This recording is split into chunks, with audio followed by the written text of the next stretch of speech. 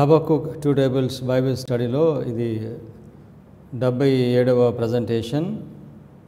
ఈరోజు మనము అనుదినము ది డైలీ మొదటి భాగాన్ని మనం చదువుకుంటున్నాము. ప్రార్థన చేసుకుని వాక్యాన్ని ప్రారంభించుకుందాం.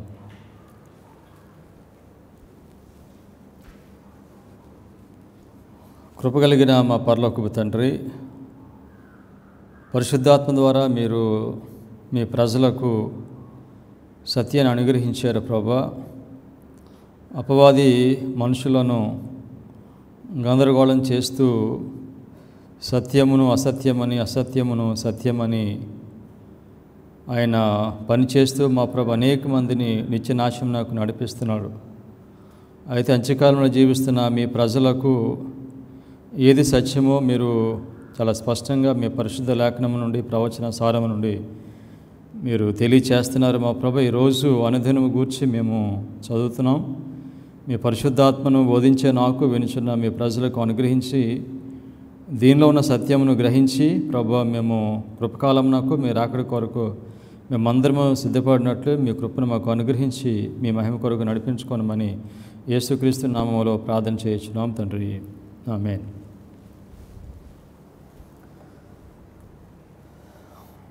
Alpha omega, alpha apostasy, omega apostasy. మొదటి భ్రష్టత్వము, చివరి భ్రష్టత్వము.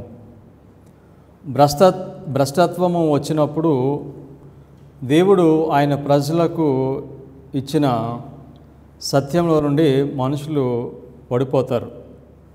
మొదటి భ్రష్టత్వము, చివరి భ్రష్టత్వము. ఇప్పుడు మనము చివరి భ్రష్టత్వంలో ఉన్నాము. మొదటి భ్రష్టత్వము కంటే చివరి భ్రష్టత్వము అది ఇంకా మోసకరంగా ఉంటుంది.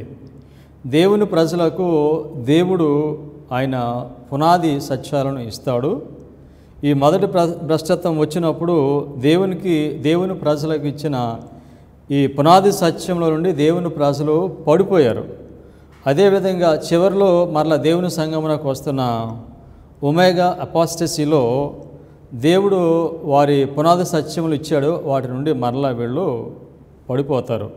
దేవుడిచ్చిన పునాదుల నుంచి మనిషి పడిపోయినప్పుడు తను వేరే పునాది పైన తన యొక్క గృహాన్ని కట్టుకుంటాడు. అదే ఇసుక పైన తన గృహాన్ని కట్టుకుంటాడు. తుఫాను గాలివాన వచ్చినప్పుడు ఆ గృహము అది కొట్టుకొని పోతుంది. దేవుడు సెవెంత్ డే అడ్వెంటిస్ట్ సంఘాన్ని ఆయన ఎన్నుకున్నప్పుడు ఈ సంఘము నాకు పునాది సత్యములను ఇచ్చాడు, ఫౌండేషనల్ ట్రూత్స్ ఇచ్చాడు. అది మన విశ్వాసము నాకు ఆధారము, అది మన విశ్వాసము.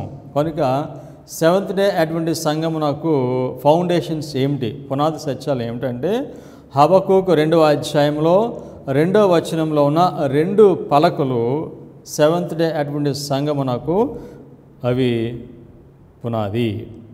మేనస్క్రిప్ట్ releases volume 15 page 371. The truth that we received in 1841, 42, 43 and 44 are now to be studied and proclaimed. The messages of the first, second and third angels will in the future be proclaimed with a loud voice. They will be given with the earnest determination and in the power of the Spirit. Seventh Day Adventist సంఘమునకు పునాది ఏమిటంటే 3 దూతల వర్తమానము. 1వ దూత, 2వ దూత, 3వ దూత వర్తమానాలు. ఈ 3 దూతల వర్తమానము ఇప్పుడు వచ్చిందని మిస్సెస్ వాడు చెప్తున్నారు. 41, 42, 43, 44. ఈ సంవత్సరాలలో దేవుడు 3 దూతల వర్తమానాన్ని దేవుని ప్రజలకు ఇచ్చాడు. అది దేవుని ప్రజలకు అది పునాది. దేవుడు సెవెంత్ డే అడ్వెంటిస్ట్ సంఘాన్ని ఒక సత్యముతో కట్టాడు, ఒక సత్యంతో దానిని లేపాడు. అదే 3 దూతల వర్తమానము. ఈ వర్తమానమును బోధించినప్పుడు దానిలో కాల ప్రవచనాలు ఉన్నాయి. దీనిలో ప్రాముఖ్యంగా 25, 20, 2300, 1335. ఈ కాల ప్రవచనాలు 3 దూతల వర్తమానంలో ఒక భాగమై ఉన్నవి. ఈ కాల ప్రవచనములను మనుషులు తృణీకరిస్తే వారు వాస్తవంగా చెప్పాలనంటే 3 దూతల వర్తమానాన్ని తృణీకరిస్తున్నారు, 3 దూతల వర్తమానమును వారు ప్రకటించలేరు అని మనం చాలా స్పష్టంగా చెప్పొచ్చు. 25-20 కాల ప్రవచనము 3 దూతల వర్తమానంలో అది ఒక భాగము. అయితే సెవెంత్ డే అడ్వెంటిస్ట్ వారమైన మనము 3 దూతల వర్తమానాన్ని మనకి ఇచ్చాడు, దీనిని మనం బోధించాలి అని చెబుతూ ఈ 1840 నుండి 44 మధ్యన ఇచ్చిన ఈ సత్యములను తృణీకరిస్తూ ఏ మనిషి కూడా 3 దూత వర్తమానాన్ని ఆయన ప్రకటించలేడు. ఈ కాలంలో దేవుడు 3 కాల ప్రవచనాలు ప్రారంభములను ఇచ్చాడు. దేవుడు 3 దూతల వర్తమాన కాలంలో దేవుడు ఆయన ప్రజలకు 3 కాల ప్రవచనముల ప్రారంభములు ఇచ్చాడు. వీటిని ఎవరికి ఇచ్చాడు? దేవుడు విలియం మిల్లర్కి ఇచ్చాడు. William Miller, advent review and sabbath herald, April 18, 1854. From a further study of the scriptures, I concluded that the 7 times of Gentile supremacy must commence when the Jews cease to be an independent nation at the captivity of Manasseh, which the best chronologers assigned to BC 677, that the 2300 days commenced with the 70 weeks, with the best chronologers dated from BC 457, and that the 1335 days commencing with taking away the daily, according to the best historians I could consult, should be dated from about AD 508. William మిల్లరు దీన్ని రాస్తున్నాడు. William మిల్లర్కి దేవుడు 3 కాల ప్రవచనముల యొక్క ప్రారంభాన్ని ఇచ్చాడు. దాన్ని ఏమని చెప్పాడు? 7 టైమ్స్. 7 కాలంలో ఇది ఎప్పుడు ప్రారంభమైందని చెప్పాడు? 677. సో దీనిలో విలియం మిల్లరు బెస్ట్ క్రోనాలజర్స్ చెప్పిన మాట నేను చెప్తున్నానని చెప్పాడు. అంటే కొంతమంది ఏమంటారంటే 2520 అనేది విలియం మిల్లర్కి ఇచ్చింది కాదు, ఇది అంతకుముందే ఇది ఉంది, వాళ్ళ దగ్గర విలియం మిల్లర్ తీసుకుని దీన్ని బోధించాడని కొంతమంది అడ్వెంటిస్ట్ వారు చెప్తారు. అది వాస్తవం కాదు. విలియం మిల్లర్ అని ఏం తీసుకున్నాడంటే, వారు బెస్ట్ క్రోనాలజర్స్ వాళ్ళు ఏం చేశారనంటే, మనస్సేని ఎప్పుడు వారు అసిరియన్ వచ్చి తీసుకుని వెళ్ళిపోయారో ఆ డేట్ని మెన్షన్ చేస్తున్నాడు. అది ఎప్పుడు జరిగిందన్నాడు? 677 అని చెప్పాడు. కానీ విలియం మిల్లరు 677తో ఒక ప్రవచనం ప్రారంభమవుతుందని చెప్పాడు.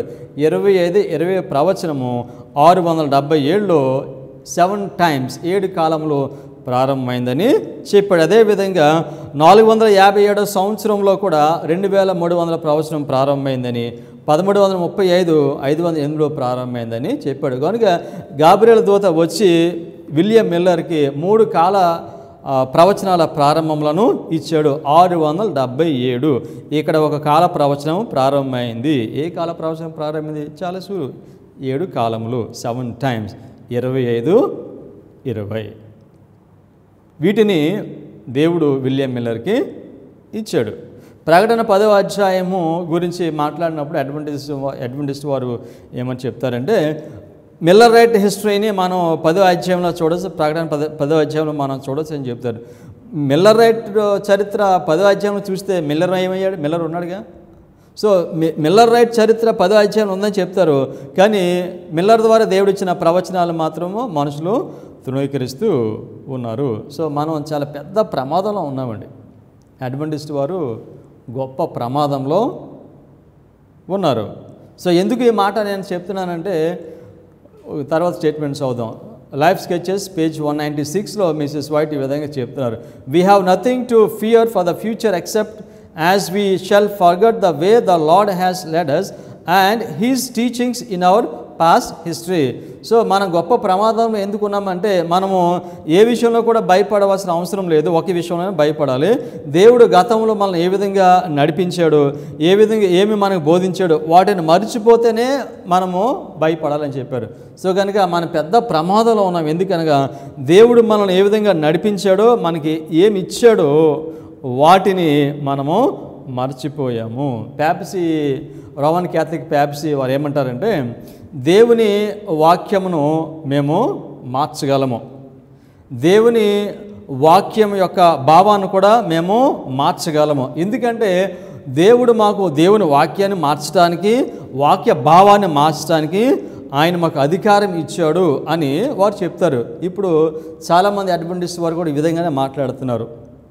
రోమన్ క్యాథలిక్ ప్యాప్సీ వారు మాట్లాడినట్లుగానే Biblical Research Institute of Seventh Day Adventist వారు చెబితే మేము నమ్ముతాము. ఈ సత్యాలు బోధించినప్పుడు వినబడే మాట ఏమిటంటే, సో మీరు చెప్తే మేము నమ్మము. మేము అమెరికా దేశంలో biblical Research Institute of Seventh Day Adventist ఉన్నారు, అక్కడ చాలా గొప్ప స్కాలర్స్ ఉంటారు.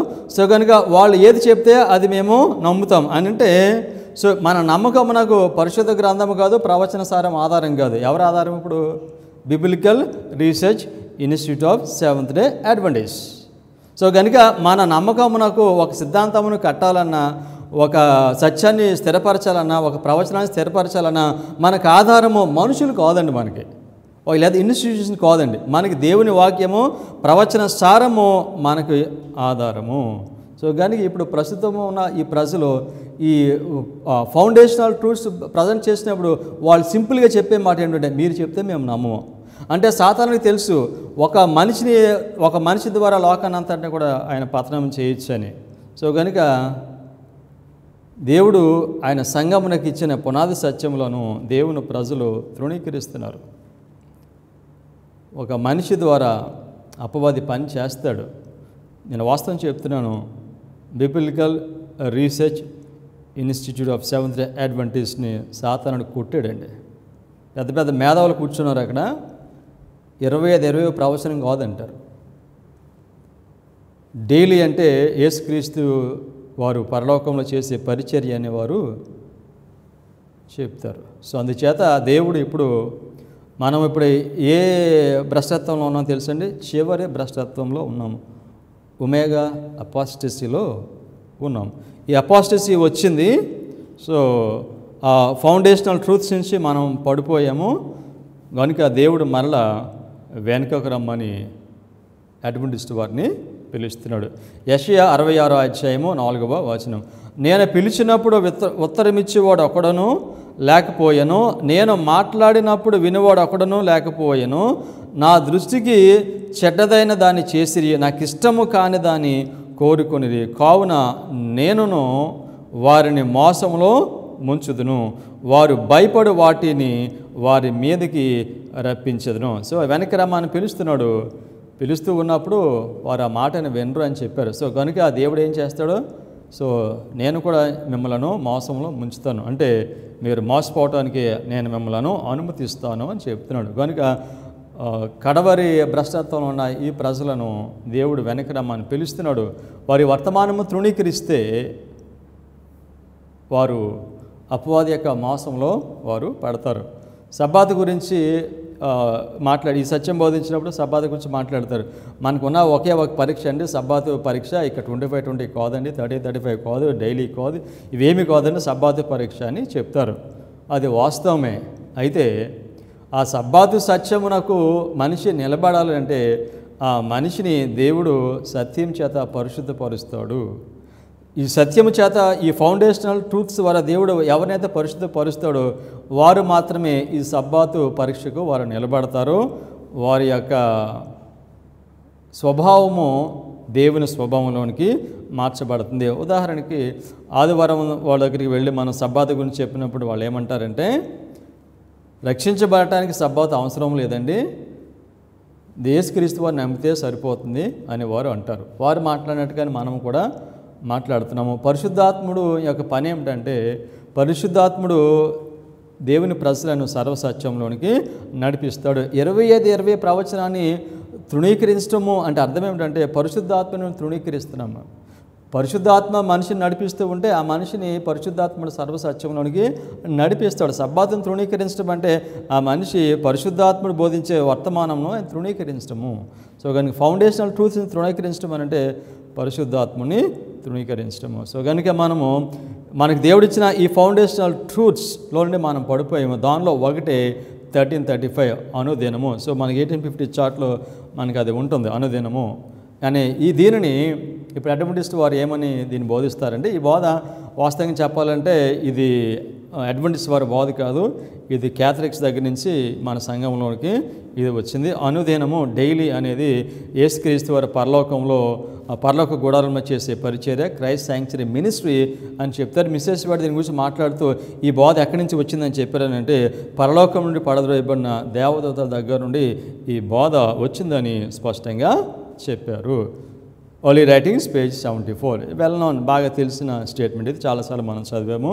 సో ఈ కాంటెక్స్ట్ సంబంధించి మరొకసారి మనం చదువుదాము. ఈ అనుదినం అనే దానిపైన దేవుని ప్రజలకు ఎటువంటి అవగాహన ఉందో దీనిలో చెప్తారు. Early Writings page 74. Then I saw in relation to the daily Daniel 8:12 that the word sacrifice was supplied by man's wisdom and does not belong to the text, and that the Lord gave the correct view of it to those who gave the judgment our cry.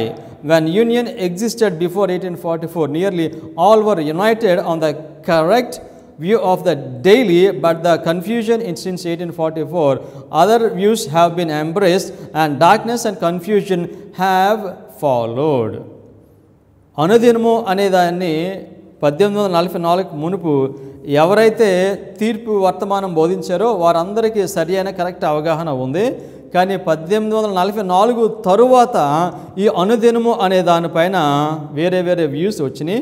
So కనుక ఈ విధంగా ఈ misunderstand చేసుకోవటం వలన ఏం జరిగిందని చెప్పారు, darkness and confusion. అనుదినము అనేది ఇది చాలా చిన్న విషయంగా మనుషులు దీన్ని ఎంచుతున్నారు, కానీ ఇది చిన్న విషయం కాదని చాలా పెద్ద విషయము.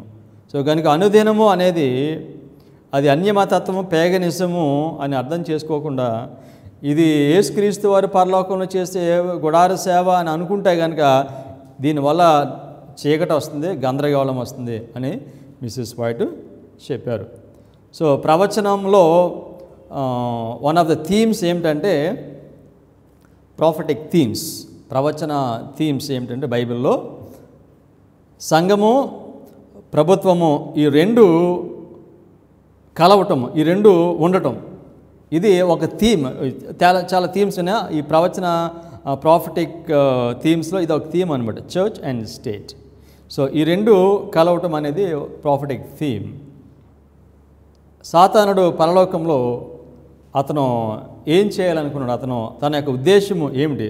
సో పరలోకంలో దేవునికి పొలిటికల్ కింగ్డమ్, థ్రోన్ ఉంది దేవునికి, అదేవిధంగా చర్చ్ పరలోకంలో ఉంది. ఈ రెండింటిపైన అధికారము, ఆధిపత్యము కావాలని సాతానుడు తలంచాడు. యెషయా 14వ అధ్యాయము 12 నుండి 14 వరకు చదువుదాం. యెషయా 14, 12 నుండి 14.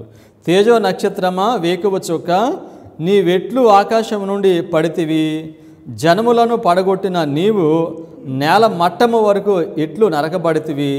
నేను ఆకాశమునకు ఎక్కిపోయేదను, దేవుని నక్షత్రములకు పైగా నా సింహాసనము హెచ్చింతును. గాడ్స్ పొలిటికల్ కింగ్డమ్, దేవుని యొక్క అధికారము, ఆయన యొక్క ప్రభుత్వముకి పైకి వెళ్ళాలనుకున్నాడు. ఓకే, నేను ఆకాశమునకు ఎక్కిపోయేదను, దేవుని నక్షత్రములకు పైగా నా సింహాసనమును హెచ్చింతును. ఉత్తర దిక్కునున్న సభా పర్వతము, గాడ్ చర్చ్, ఉత్తర దిక్కునున్న సభా పర్వతము గాడ్ చర్చ్ మీద కూర్చుందును. ఇంగ్లీష్లో ఇక్కడ ఆల్సో అనే మాట ఉపయోగించాడు. అంటే ముందు నక్షత్రంలో పైగా నా సింహాసనం హెచ్చింతును అని చెప్పి తర్వాత సభాపర్వతం మీద కూడా అనే మాట ఉంది. ఆల్సో, తెలుగులో ఆ మాట లేదు, ఇంగ్లీష్లో ఆల్సో అనే మాట ఉంటుంది. సో ముందు దేవుని యొక్క ప్రభుత్వమును మీద ఆయన కూర్చోవాలనుకుంటాడు, ఆయన ప్రభుత్వానికి పైగా వెళ్ళాలనుకుంటాడు.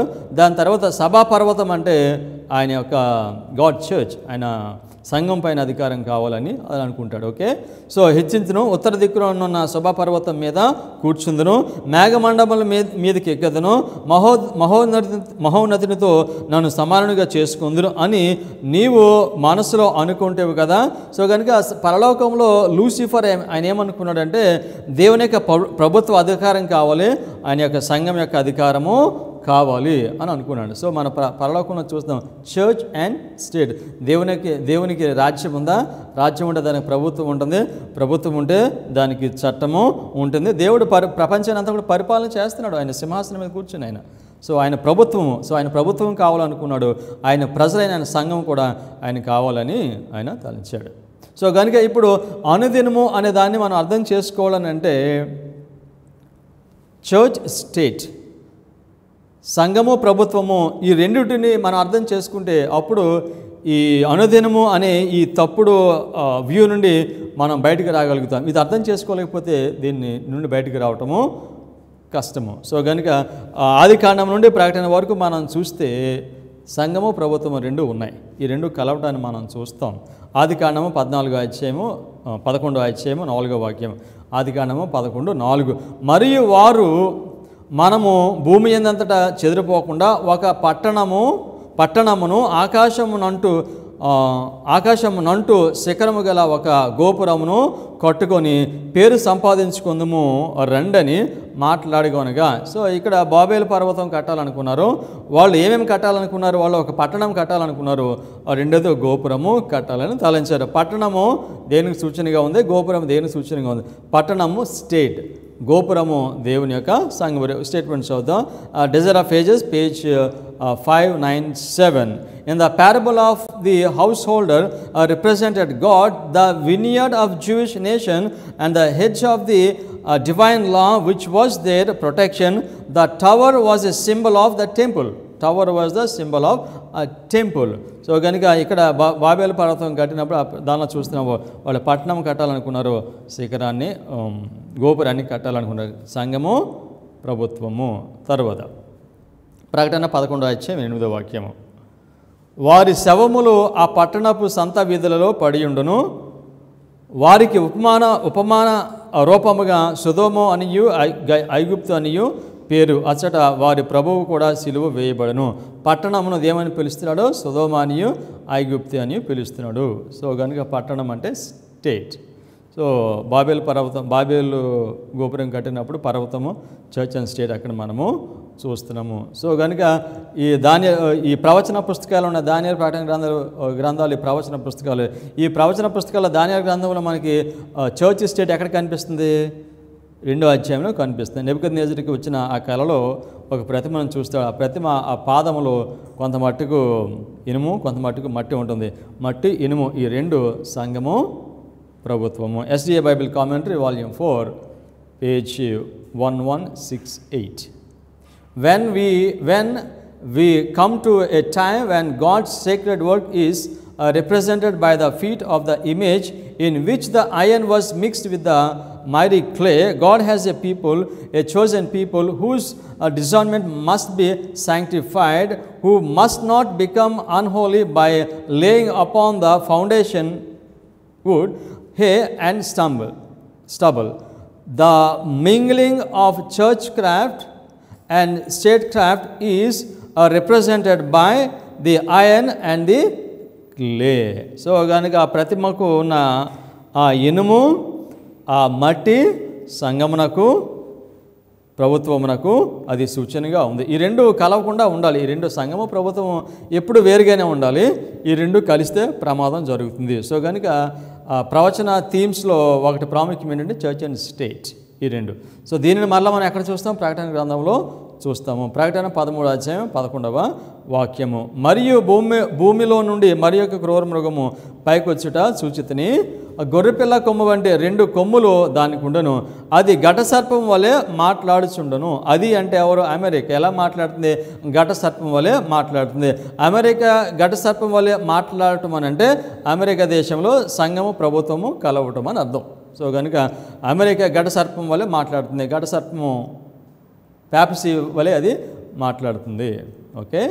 సో ప్రకటన 13:14 ఇక్కడ కూడా మనం చర్చ్ స్టేట్ రెండు మనం చూస్తాము. ప్రకటన 13:14 కత్తి దెబ్బ తినియు బ్రతికిన ఈ క్రూర మృగమునకు ప్రతిమను చేయవలనని అది భూనివాసులతో చెప్పుచు ఆ మృగము ఎదుట చేయుటకు తనకి ఇవ్వబడిన సూచనల వలన భూనివాసులను మోసపుచ్చుచున్నది.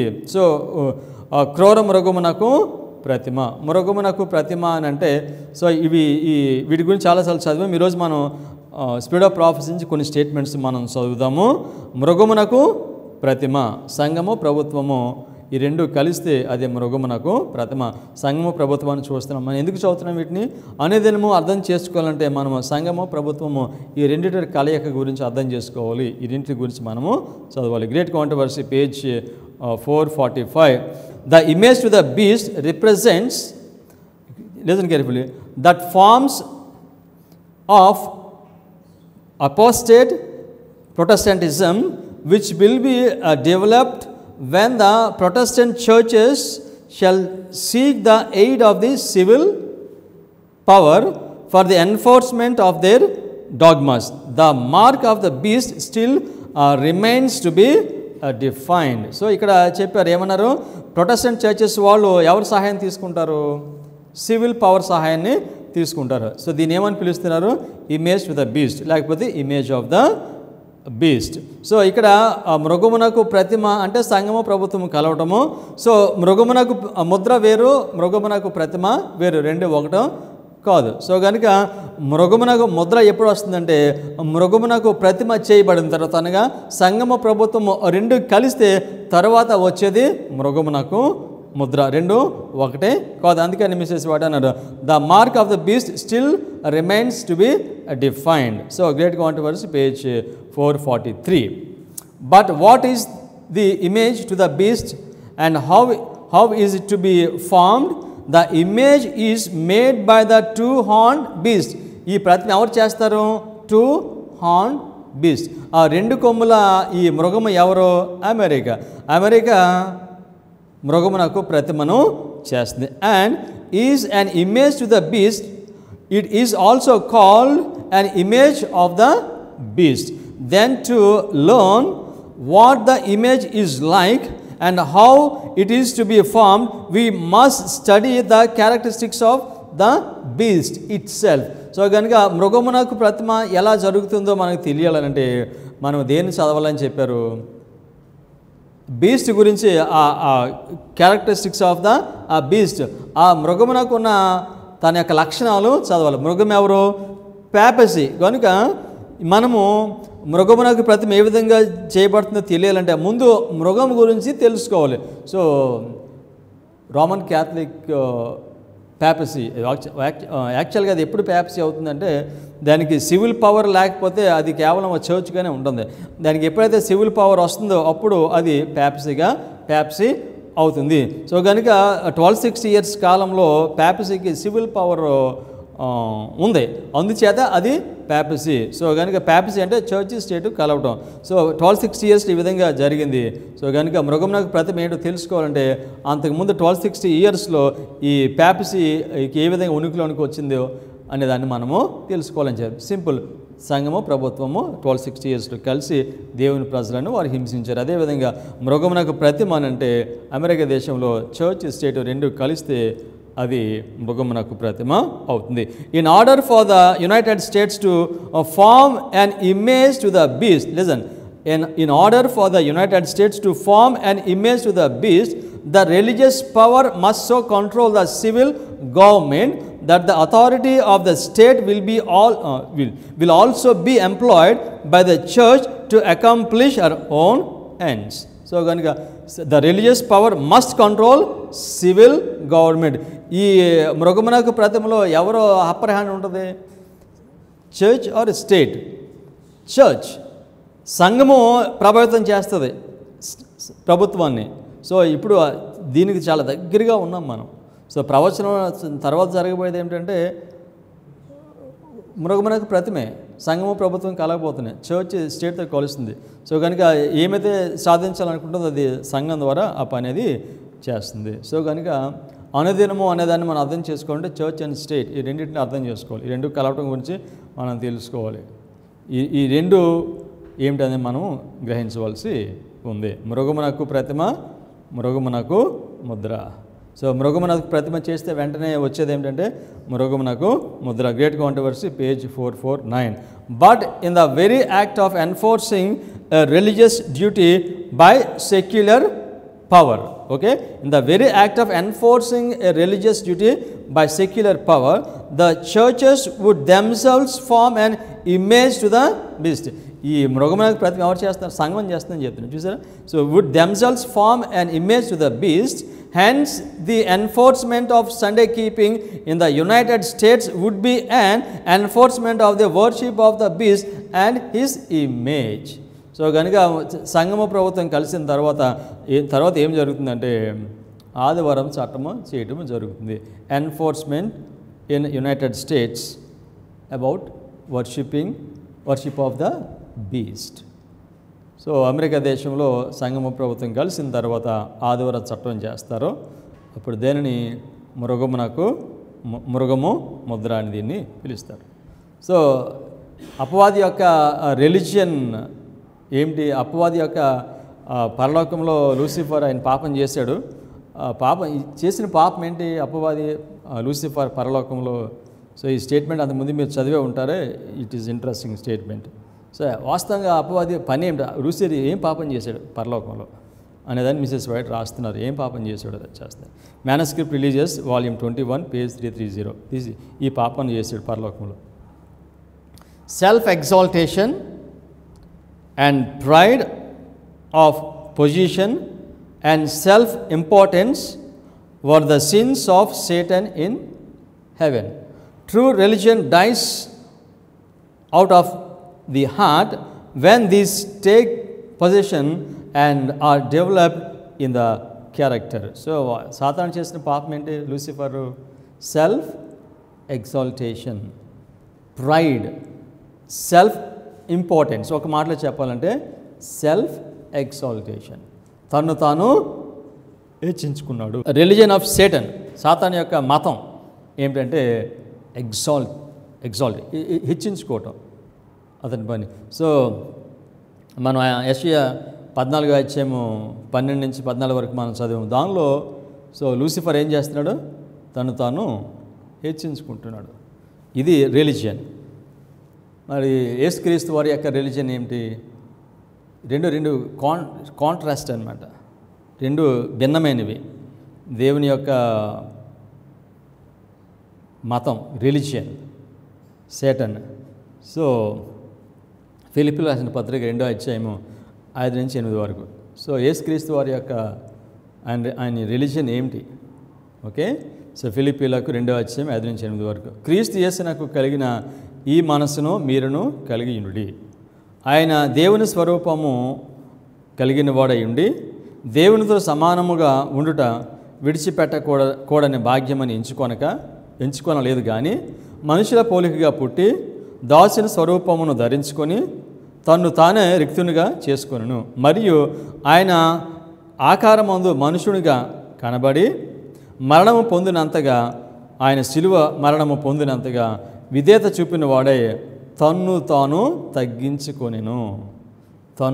తగ్గించుకొని. చూసారా, యేసుక్రీస్తు వారికి ఆ లూసిఫర్కి ఉన్న డిఫరెన్స్, తేడా. లూసిఫర్ ఆయన ఏంటి? ఆయన మతం ఏంటి? హెచ్చించుకోవటం. యేసుక్రీస్తు వారి స్వభావం ఏంటి? తన్ను తాను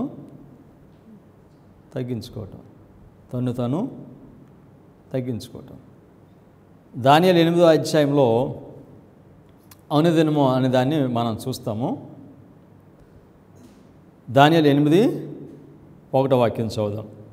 రాజుకు బెల్షాజరు ప్రభుత్వపు 3వ సంవత్సరం మందు దానియేలును నాకు మొదట కలిగిన దర్శనము గాక మరి ఒక దర్శనము కలిగెను. సో మొదటి దర్శనం కలిగింది, ఇది కాకుండా రెండో దర్శనం కలిగిందని చెప్తున్నాడు. ఎప్పుడు కలిగిందని చెప్పాడు? మొదటి దర్శనంగా 3వ సంవత్సరం అని చెప్పాడు. సో దానియేలు 7వ అధ్యాయం 1వ వాక్యానికి వెళ్దాం. దానియేలు 7:1. బబులోను రాజుకు బెల్షాజర్ యొక్క పరిపాలనలో మొదటి సంవత్సరమున దానియేలు నాకు దర్శనము కలిగెను.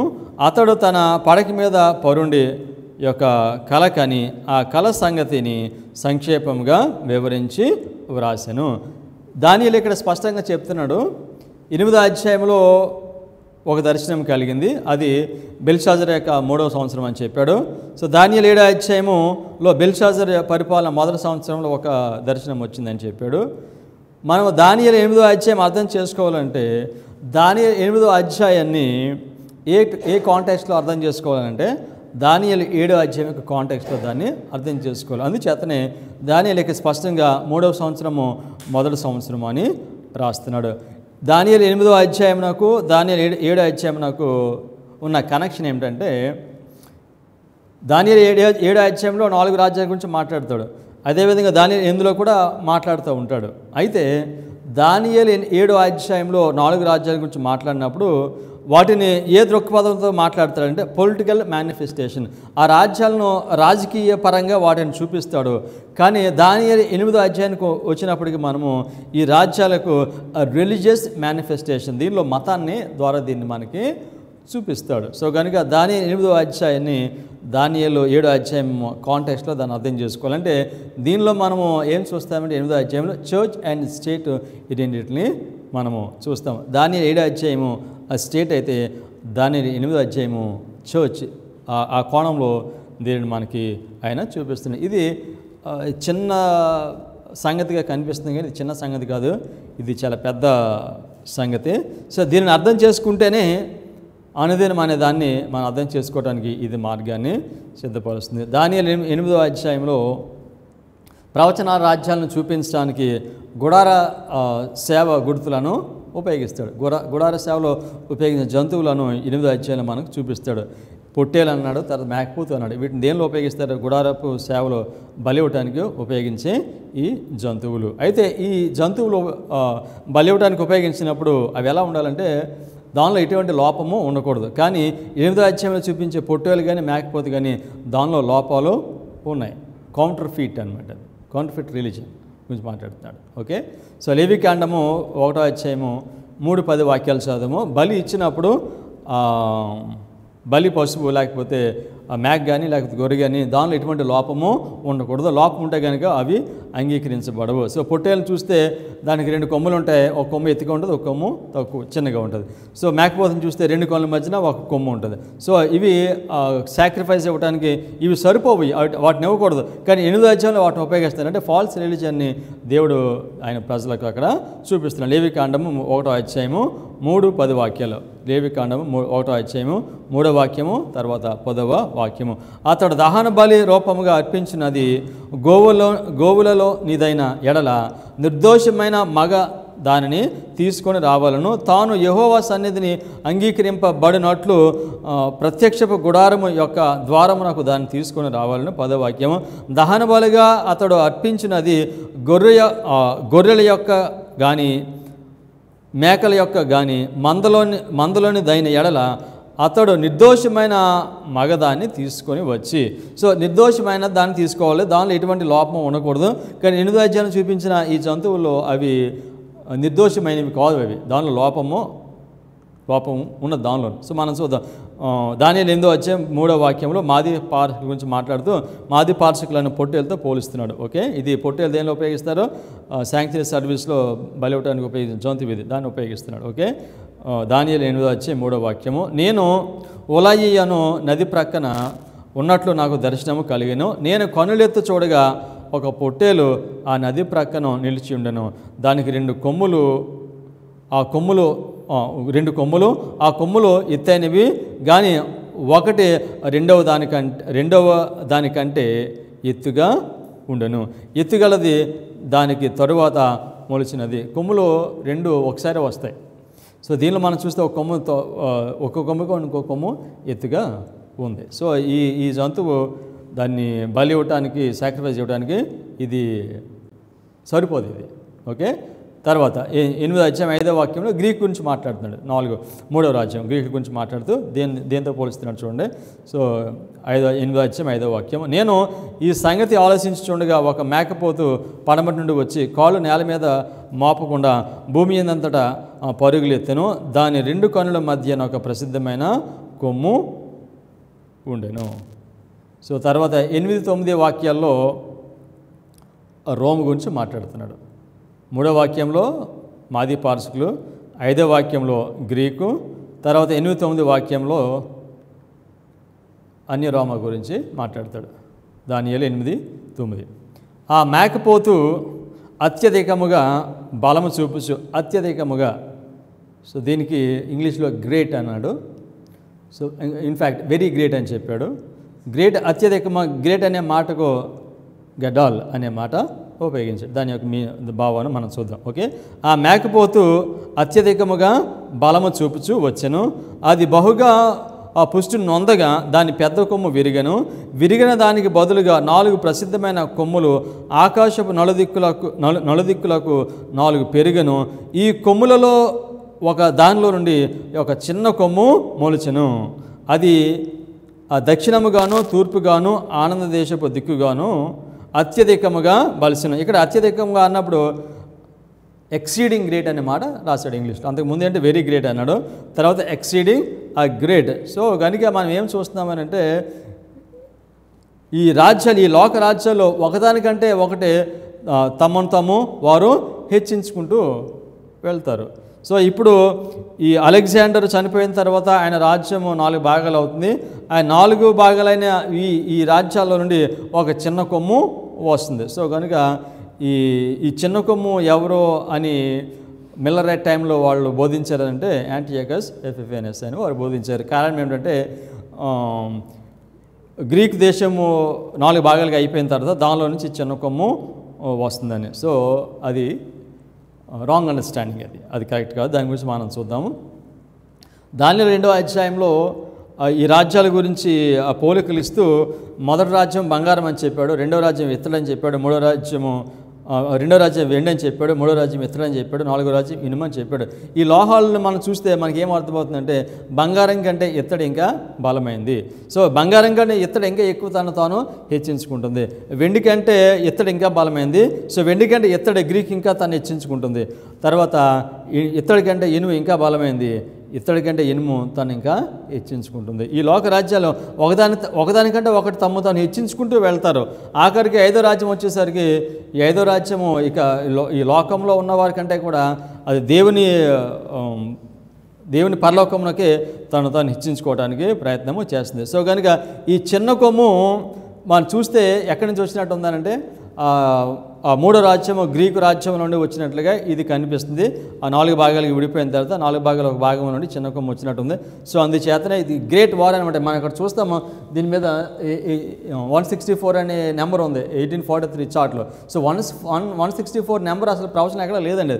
అది ఎందుకు వచ్చిందని అంటే యాంటియోకస్ ఎపిఫానస్ అని చెప్తారు. సో కనుక యాంటియోకస్ ఎపిఫానస్ 164లో ఆయన చనిపోయాడు. సో ఆ కాంట్రవర్సీ గురించి దాన్ని అక్కడ రాయటము మనము చూస్తాము. సో కనుక ఈ చిన్న కొమ్ము ఎవరు అని అంటే ఈ చిన్న కొమ్ముని ఈ విధంగా దానియేలు గ్రంథం 8వ అధ్యాయం వివరిస్తుంది. సో ఈ 9 నుంచి 12 వరకు మనం చదివితే 9వ వాక్యంలో ఈ చిన్న కొమ్ము గురించి మాట్లాడుతూ ఉన్నప్పుడు హీ అంటాడు. హీ అంటే అది స్టేట్. 9వ వాక్యంలో హీ అంటాడు, 10వ వాక్యంలో ఇట్ అంటాడు, మళ్ళీ 11వ వాక్యంలో హీ అంటాడు, 12వ వాక్యంలో ఇట్ అంటాడు. అంటే ఈ చిన్న కొమ్ముని ఎలా చూపిస్తున్నాడంటే ఒక వాక్యంలో హీ స్టేట్, ఇంకొక వాక్యంలో it church and state. So కనుక ఈ చిన్న కొమ్ము ఎవరు అని అంటే మనం చదువుదాం దీన్ని. దానియేలు 8వ అధ్యాయము 9 నుంచి 12 వరకు చదువుదాం. ఈ కొమ్ములలో ఒక దానిలో నుండి ఒక చిన్న కొమ్ము మొలచెను. ఈ చిన్న కొమ్ము ఎవరు? గ్రేట్ కాంట్రవర్సీ అనమాట మిల్లరైట్ టైంలో. ఈ చిన్న కొమ్ము అంటే ఇది రోమ్ కాదు, ఇది యాంటియోకస్ ఎపిఫానస్ అని వాళ్ళు ఆర్గ్యూ చేసేవారు. ఓకే, ఈ కొమ్ములలో ఒక దానిలో నుండి ఒక చిన్న కొమ్ము మొలిచెను, అది అనే మాట రాశాడు, కానీ అది కాదు, ఇక్కడ హీ అని ఉంటుంది. హీ ఓకే, అది దక్షిణముగాను తూర్పుగాను ఆనంద దేశపు దిక్కుగాను అత్యధికముగా బలిసెను. 10వ వాక్యంలో ఆకాశ సైన్యము నంటునంతగా ఇట్ అని మాట్లాడదు, అది పెరిగి. సో అది పెరిగి నక్షత్రములలో కొన్నింటిని పడవేసి కాళ్ళ క్రింద అణగుద్రకు చుండెను. సో తెలుగులో అదే అనే మాట ఇట్ అనే మాట లేదు. సో దానిలో ఇంగ్లీష్లో మనం చూస్తే ఇట్ అనే మాట ఉంటుంది. ఇది అది పెరిగి నక్షత్రంలో కొన్నిటిని పడవేసి కాలి క్రింద అణగదొక్కుచుండెను. 11వ వాక్యం, ఆ సైన్యం యొక్క అధిపతికి విరోధముగా తన్ను హెచ్చించుకుంటూ సో అక్కడ ఉపయోగించాడు. ఓకే, ఆ సైన్యం యొక్క అధిపతికి విరోధంగా తన్ను హెచ్చించుకొని అనుదిన బలి అర్పణమును నిలిపివేసి ఆయన ఆలయమును పడద్రోసెను. సో ఇక్కడ అనుదిన బలి అనే మాట వచ్చింది. దీని గురించి మనం చదవబోదాం. 12వ వాక్యం కూడా మనం చూస్తాం. సో ఇక్కడ అనే మాట ఉపయోగించాడు. మళ్ళీ 12వ వాక్యంలో అతిక్రమం జరిగినందున అనుదిన బలిని నిలుపు చేయుటకై ఒక సేన అతనికి ఇయ్యబడెను. అతడు సత్యముని వ్యర్థపరిచి ఇష్టానుసారముగా జరిగించుచు అభివృద్ధి నొందెను. 9వ వాక్యంలో అన్నాడు చర్చ్ స్టేట్. 10వ వాక్యంలో ఇట్ అన్నాడు చర్చ్. 11వ వాక్యంలో అన్నాడు స్టేట్. 12వ వాక్యంలో ఇట్ అన్నాడు చర్చ్. అంటే ఒకసారి స్త్రీ అంటున్నాడు, ఇంకొకసారి పురుషుడు అంటున్నాడు. సో ఇది అంగీకారమైన పరిశుద్ధ గ్రంథంలో పురుషుడు స్త్రీ వలె ఉండొచ్చా, స్త్రీ పురుషు వలె ఉండొచ్చా? ఉండకూడదు. కానీ ఈ ఫోర్త్ కింగ్డమ్, ఆ చిన్న కొమ్ము ఏం చేస్తుంది? ఒకసారి స్త్రీగా కనపడుతుంది, ఒకసారి పురుషుడిగా కనిపిస్తుంది. ద్వితీయోపదేశకాండము 22వ అధ్యాయము 5వ వాక్యము, స్త్రీ పురుష వేషము వేసుకొనకూడదు, పురుషుడు స్త్రీ వేషము ధరింపకూడదు, అలాగూ చేయవారు అందరూ నీ దేవుడైన యెహోవాకు హేయులు. సో బైబిల్ ప్రవచనంలో స్త్రీ అంటే చర్చ్, పురుషుడు అంటే స్టేట్, ప్రభుత్వం. సో ఈ 4 వాక్యాల్లో దానియేలు 8వ అధ్యాయం 9 నుండి 12 వాక్యాలు, ఈ 4 వాక్యాల్లో మనము ఏం చూస్తామో తెలుసండి? Church and state. సో ఈ స్టోరీ అర్థం కాకపోతే అనుదినము ద డైలీ అనే దాన్ని పూర్తిగా మిస్అండర్స్టాండ్ చేసుకుంటాం. సో ఇప్పుడు అడ్వెంటిస్ట్ వారు ఈ విధంగా అర్థం చేసుకుంటున్నారు. వ్యభిచారంలో పట్టబడ్డ స్త్రీతో దేవుడు నువ్వు వెళ్ళి ఇక పాపం చేయకని చెప్పాడు. ఇంగ్లీష్లో ఏమంటుందంటే సిన్ నో మోర్. దానిలో ఒక వర్డ్ నో తీసేస్తే ఏమవుతుంది? Sin more. సో కనుక ఈ ప్రవచనంలో మన వాక్యం చదివినప్పుడు ప్రతి వర్డ్ కూడా చాలా ఇంపార్టెంట్, చాలా ప్రాముఖ్యమైనది. సో కనుక దానియేలు 8వ అధ్యాయంలో ఉన్న ఈ రాజ్యాలు అత్యధికంగా ఒకదానికంటే ఒకటే వారు హెచ్చించుకుంటూ వారు వెళ్తున్నారు. అత్యధికము అనే మాటకి ఇంగ్లీష్లో గ్రేట్, సో హీబ్రూలో గదాల్ అని చెప్పాడు. గదాల్ ఎడాలంటే అర్థం ఏమిటంటే గ్రో అప్, లేకపోతే ఇంక్రీజ్, లిఫ్ట్ అప్, మ్యాగ్నిఫై, హెచ్చించుకోవటం. అత్యధికముగా ఈ రాజ్యాలు ఒకదానికంటే ఒకటి హెచ్చించుకుంటూ ఉన్నాయి. సాతాను యొక్క మతం ఏంటి? తను తాను హెచ్చించుకోవటం. డైలీ అనేది అన్యమతత్వం, అది సేటనిక్ రిలీజియన్. ఈ సేటనిక్ రిలీజియన్ తీసుకుని ఇప్పుడేమంటున్నారు తెలుసా? సాతాన్ యొక్క సింబల్ తీసుకుని దిస్ ఇస్ క్రైస్ట్ అంటున్నారు, ఫాల్స్ క్రైస్ట్. సో ఈ అపవాది తను హెచ్చించుకుంటున్నాడు, హెచ్చించుకునే స్వభావం అది. సో కనుక ఈ డైలీని మనం అర్థం చేసుకోవాలని అంటే అత్యధికముగా తాము హెచ్చించుకుంటున్నారు. సో ఒక రాజ్యం తర్వాత ఒక రాజ్యం, ఒక రాజ్యం చేత ఒక రాజ్యం తాము హెచ్చించుకుంటూ వెళ్తున్నారు. ప్యాగన్ రోమ్ అది ఈ లోకంలో ఉన్న రాజ్యాలన్నిటికీ కంటే తను హెచ్చించుకుంటే, ప్యాగన్ రోమ్ తర్వాత వచ్చిన పేపల్ రోమ్ ఇది ఈ లోక రాజ్యం కంటే హెచ్చించుకోవటం కాదు, అది దేవుని యొక్క సింహాసనం వైపే తాను హెచ్చించుకుంటాడు.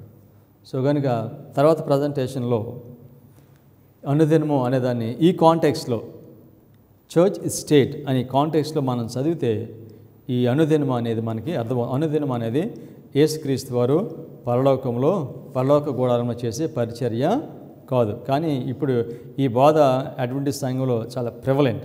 ఎక్కడైనా ఇదే బోధిస్తుంది. పెద్దలు మీరు తీసుకోండి, అనుదినం అనగానే వెంటనే యేసుక్రీస్తు వారు పరలోకంలో చేసే గుడార పరిచర్య అంటారు. కానీ అది కాదు. అనుదినము అంటే అన్యమతత్వం, పేగనిజం. ఈ పేగనిజం పోతుంది. పేగనిజం కంటే కూడా ఇంకొక రిలీజియన్ తనకు పైగా హెచ్చించుకుంటుంది. సో ఈ కాంటెక్స్లో తర్వాత ప్రజెంటేషన్లో మనము అన్నదానం గురించి నేర్చుకుందాం, ప్రార్థన చేసుకుందాం.